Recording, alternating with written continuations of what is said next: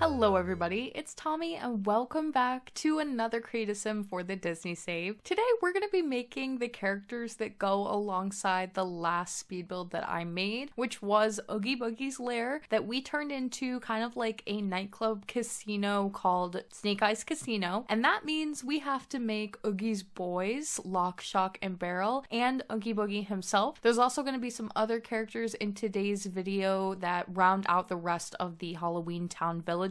Some ones that kind of got missed in the first Halloween Town Villagers video that I did mean to include, and then a kind of special addition that'll be towards the end I'll sort of explain. So let's get into it. First and foremost with Lock. Lock, Shock, and Barrel are all going to be children. They are nasty little children, as I've been calling them. They have horrible traits. They're all going to be occult children, and even though occults don't really reflect in this life stage in The Sims 4, it's still there genetically, and they'll have some little quirks and things that will kind of play out because of their various occults. So I wanted to make each of them a different main occult from The Sims 4, being vampire, werewolf, and spellcaster. Lock is the one that's dressed up in the little devil trick-or-treater costume, so I felt like it made most sense to do him as a vampire. His aspiration is rambunctious scamp, and his trait is evil. He'll probably be the only evil child that we have in the Disney save, so I'm kind of just excited at the concept of that. Lock is creepy, vindictive, and he's a little vampire child. He's rude, unkind, selfish, and generally unpleasant to be around. He is purposefully malicious, often playing lots of tricks on the villagers of Halloween Town. The villagers quite like him for his blunt rudeness and ability to pull off any prank with ease. Those outside of Halloween Town culture would think Lock is an especially wicked child. All of them will have very similar hobbies, things such as pumpkin carving, trick-or-treating, pranks, and mischief. They're just generally unpleasant. If you think about them inside of like Halloween Town culture, they're not anything outside of the norm, but when they were to interact with other children in the Disney save, they are especially awful. I do want to take a moment to reflect on the fact that I haven't made children this unique in the save file so far because I ran into so many issues when making them that didn't really occur to me up until this point, including things like children's Sims cannot have colored hair or like those funky colors like blues and greens and pinks unless it's already programmed as a color swatch into a specific hairstyle. They also can't have any makeup of any kind, and I was able to, with what I think is a glitch, remove Shock's eyebrows. She is the witch of the group, and I didn't want her to have eyebrows because she doesn't have any in Nightmare Before Christmas. So I was able to get rid of them by making her an adult and then aging her back down. It didn't work for the other two though, so I don't know why it worked in this one specific instance, but she turned out really good and she looks really good considering the circumstances. We also have no real masks for them to wear, so I did go with other things in place of that. And for Shock specifically, we didn't have any witches hats for her, which was really disappointing. I can't believe we don't have something like that. I was excited to find out that if you do a vampire or a spellcaster, you do get access to the occult eyes genetically. So we can use the funky eyes for them, but that's really it. They don't have access to any of like the makeup, the darker scarring, things like that. I kind of get why, but also I talked about this in my last video. It's just one of those limitations that doesn't make complete sense to me. And this is actually not the case for werewolf children. You can make a sim a werewolf and that's how he is genetically, but there is nothing else in the cast catalog. You don't get access to the special teeth or any of the markings. You don't get access to the occult eyes either. I think that's just an oversight. Regardless, it made me think about future children that I'll be doing for the Disney save and how that's going to be a little bit of a struggle. To talk about Shock for a second, she is a creative genius and her trait is kleptomaniac. Again, something very unique to just her. I don't believe I have another kleptomaniac child so far in the save. Shock is a spellcaster child with erratic and untrained magical tendencies. She can just barely use magic and she doesn't use it for good. She's a little thief. She takes whatever appeals to her and will never admit to her crimes. Some would say she's actually a master at it. Now, being that there's no masks in the game, what I did in place of some of this to give them the idea of their costumes and their trick-or-treating, we do have some costumes from the Halloween stuff pack. So I gave them each a different one. Lock has the vampire one. Shock has kind of like a variation of the princess dress. And then Barrel doesn't get one because he's basically wearing his costume for his everyday look. And then one of the other cool things that the pack comes with is these giant pumpkin helmets that your Sims can wear. They glow. They're like little jack-o'-lantern carvings. And I will never get another chance to use these. So in place of their masks, they each got like a color coordinated animated version of them wearing their everyday wear with one of these jack-o'-lantern helmets. They're really cool, and I'm excited to like put those into the game as well. Beryl is our final of the 3. I probably will be making a club for these guys plus Oogie Boogie called Oogie's Boys, as they're referenced in the film. This is Beryl. His aspiration is slumber party animal. He has the erratic trait.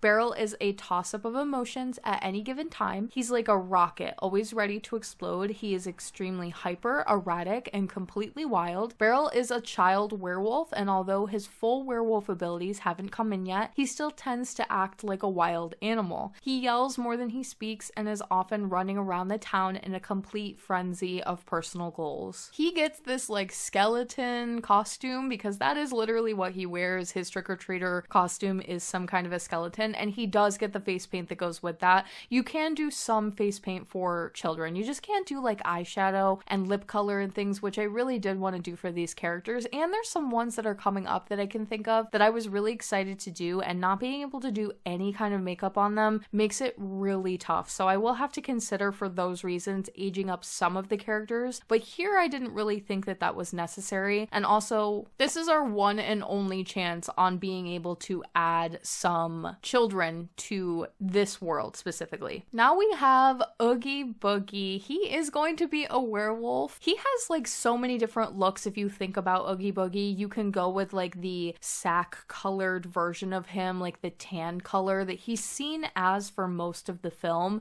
And then sometimes because of like the neon aspect of his character, he is seen in like a green neon glow. And then when Disney sort of portrays him and makes costumes and figures and things of him, they tend to go with the green. So I thought this is going to be the only chance to make such a weird colored green werewolf. Let's do it. That tan color, I'll get to use that again, but a green werewolf, this was the one and only time. So I wanted to fully play into it. His traits are evil, party animal, and slob. He has the werewolf aspiration. Oogie Boogie is as nasty as they come in terms of Halloween Town citizens. Even some of the nastiest monsters in the village steer clear of Oogie. He's practically trapped in his underground casino nightmare home, but he does wander out occasionally looking to cause trouble or find someone new to play with. Oogie loves games, but only if they go in his favor. He will lie and cheat at everything to win. So some of you that are familiar with how The Sims 4 Werewolves works might be looking at the screen, kind of noticing the character that I'm actually using as the base for Oogie Boogie. There is a character called Greg that comes with the lore of werewolves. You have to have him. He's kind of like the final boss of the werewolf lore that comes with this pack. And so trying to figure out like what is a good Disney character to replace something like Greg, he basically is this like really mean, grumpy werewolf character that stays in werewolf form 99% of the time, and couldn't think of one better than to have it be Oogie Boogie. There's something that just works out perfectly with having the final boss version of The Sims 4 Werewolves be Oogie Boogie, and have it be this like mysterious character that's an NPC townie. He lives kind of out in the middle of nowhere. He keeps to himself, but if you do run into him, he's mean and nasty, and he will probably fight you. That's exactly what we needed for this character. So I had to go into game and find Greg and replace him. I did a complete overhaul of him. He looks completely different in werewolf form and in human form. My experience running into him in game when I've had to like summon him to do this is that he really only appears in his werewolf form, so you probably will never see the human version that I created for him, but I really like it regardless. It kind of really does embody his character, and it uses some of the werewolf's clothing, so it does work out super well. This is the reason in the previous speed build video when I talked about how it would be difficult to use Oogie Boogie as the figurative father figure for Lock, Shock, and Barrel. If you were to try to make them into one household and then place them down in the previous speed build and make that a residential, if you try to play with Oogie, like add him to your household or you manipulate him in any way other than just entering Create a Sim and changing the characteristics. I didn't add him to a family. I didn't like live lay him. I just found him on a lot and hit the cheats and went into cast full edit mode with him. So it's just an appearance change. It will automatically remove and break a lot of the Greg features that come with the pack, and you need a Greg. So it's not a good idea to like mess with this character at all. He's also one of the reasons I realized I kind of had to redo the save file safe-file, which is something I talked about in the last video. I may have, or I was worried that I had accidentally removed characters like this because a long time ago I deleted a bunch of unused or characters that I just didn't want roaming around my save file, which was all good and dandy, but I don't think I knew exactly what I was doing, and sometimes I was worried, or I didn't run into this personally, so I don't know that this was a problem, but I decided rather than wait and find out that this was going to be an issue, I would just restart the entire save file, redo everything, and leave the characters alone and manipulate them as we go, just so that I can make sure I don't accidentally change or break anything that is unfixable. And Greg is one of them. I don't know what would happen if you added him to your household. I truly do not know, so I don't recommend it. People in the Sims forums did not recommend it, and that's my disclaimer for making them into like one big family. I'll be offering a version of him on my gallery that hopefully will come with like appropriate Greg traits and things like that, but if you place him in game, I don't know. I really don't know, and I don't have the time to experiment with this stuff